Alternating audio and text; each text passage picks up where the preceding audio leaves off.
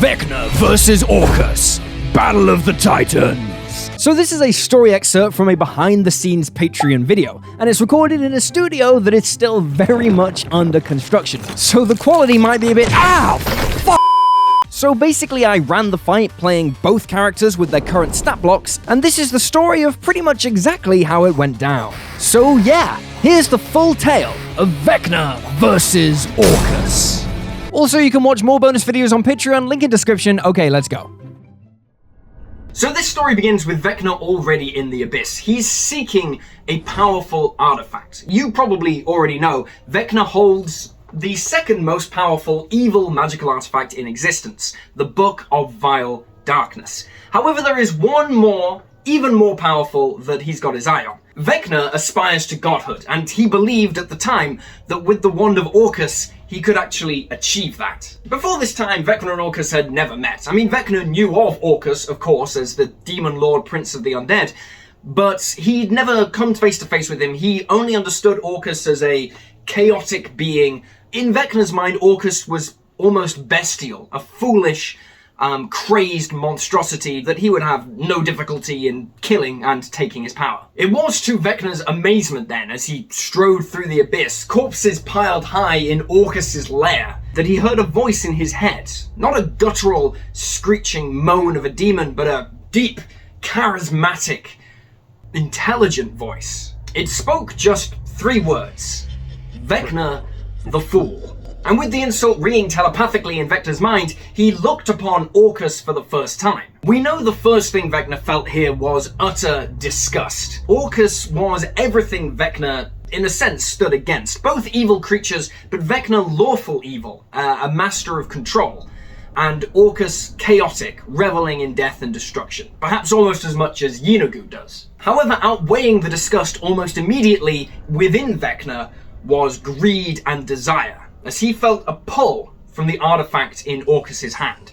This is the Wand of Orcus, and Vecna could tell, even at a distance, the wand desired to be wielded by Vecna. Vecna was certain of this, that the wand was already on his side, cheering that a new champion had finally come to slay its bestial master and use its power for true evil, which is what the wand so clearly wanted. We don't know how long Vecna and Orcus spoke for, or what they spoke of, but what we do know is that Orcus was the first to strike. Vecna was ready for it, of course. He'd been ready with counter magic since he'd first stepped into the Abyss, but as Orcus cast some kind of magical effect, Vecna's counterspell simply dissipates into the wind, because what Orcus does is not actually a spell. It is uncounterable. Instead, this raw, innate magic pours forth from the Demon Lord, and out of the earth at Vecna's feet rise up 2 Draco-Liches. One red, one blue.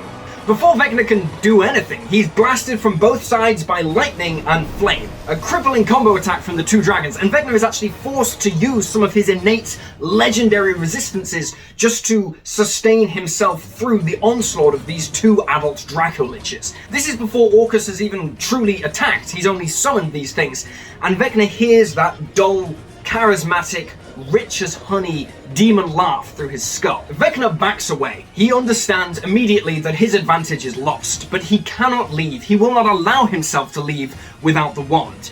He uses his action to cast Fly on himself, understanding that staying on the ground is a death sentence against dragons, and takes to the sky. Then he unleashes the first of his secret weapons. He vanishes and appears behind the blue Draco-Lich as a bonus action teleport, stabbing it with psychic damage and then knifing it a couple of times too. As the Draco-Lich quails under the attack, Vecna pulls out some of its magical essence and uses it to rejuvenate his form. He's not totally back to full health or anything, but he's no longer at death's door. It's at this moment that Orcus uses his most terrible spell, Time Stop. This is a certain death sentence if successful, and Vecna's counter magic barely manages to contain the spell and shatter it as he feels time around him close like a trap and then spiral back. Vecna's counter magic is perhaps his most powerful asset, and in this instance, it definitely saved his life. Rather than being alarmed by this, Orcus simply chuckles and retreats back. He's content to let the Draco-Liches do much of the dirty work here. With all 4 combatants now in the air, we enter into an aerial duel between Vecna and the 2 Draco-Liches. Unfortunately for Vecna, his most powerful magical abilities are necrotic in nature, and he's well aware that as undead beings, these creatures are less likely to be damaged by them as someone else might be. Instead, he falls back on the lightning bolt spell. Vecna forms a desperate strategy of teleporting behind the blue Dracolich, repeatedly siphoning its essence into himself to rejuvenate,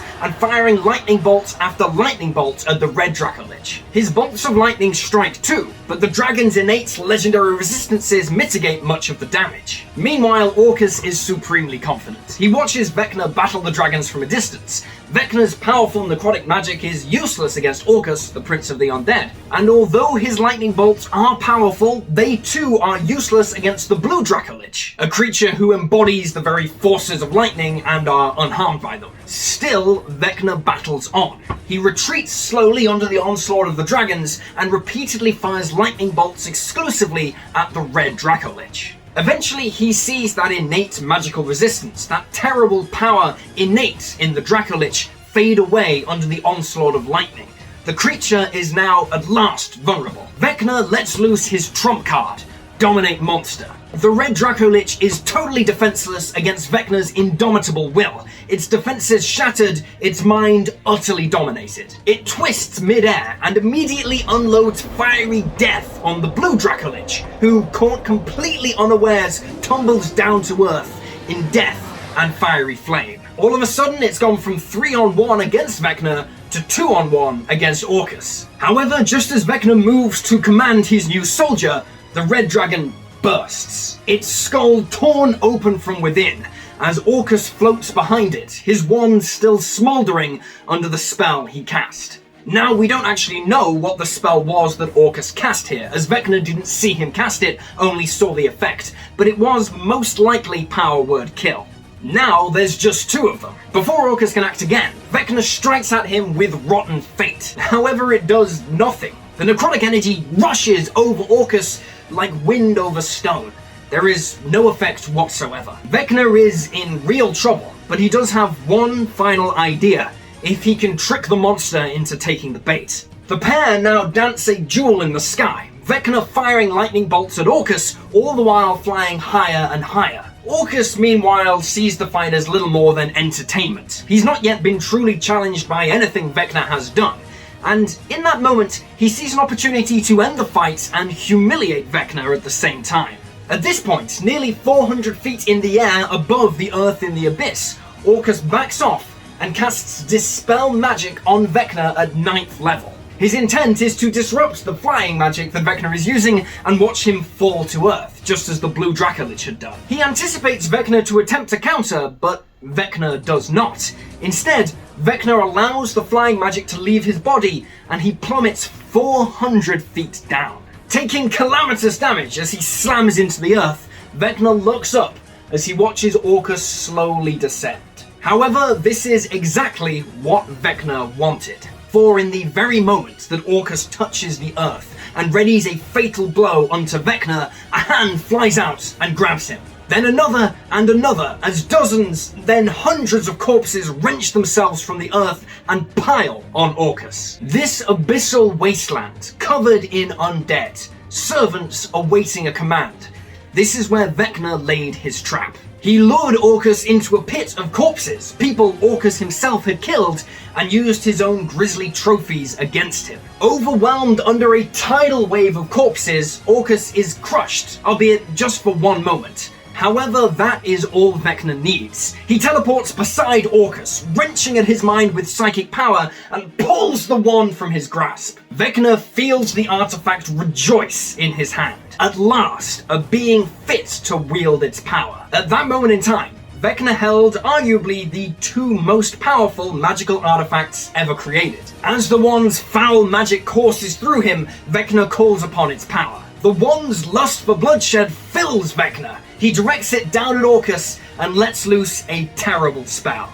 Again, we don't know what this spell was, but what we do know is that it was a magic way beyond 9th level. In that moment, wielding both the Book of Vile Darkness and the Wand of Orcus, at the crux of fate, there is no god, demon, or being in existence that could survive the blast Vecna unleashed. Except one. The undead in the area are atomized, rocks splinter, the sky tears open, and Vecna hears, once again, in his mind, a dull laugh. Vecna the Fool. In this moment, Vecna realized he had lost.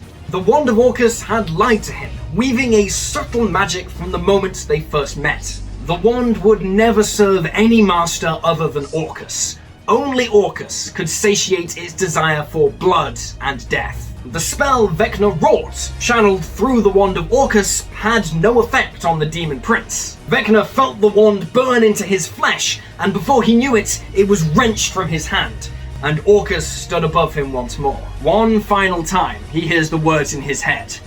Vecna the Fool. Only this time, the words echo. They grow louder and louder into a deafening roar. Vecna clasps his hands to his head, screaming in pain and terror as the power word kill eviscerates his mind. His eyes burst in their sockets. His skull tears itself in half. In that moment, Vecna dies. But something else happens. Because when Vecna was betrayed by the wand of Orcus, something ignited within him. A hate unlike he had ever known before.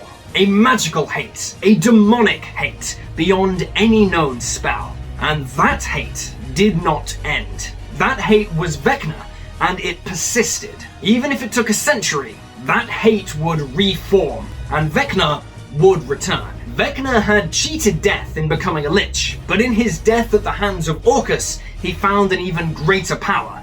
The power of weaponized hate. And in the end, it was merely a step on Vecna's eventual ascension to godhood.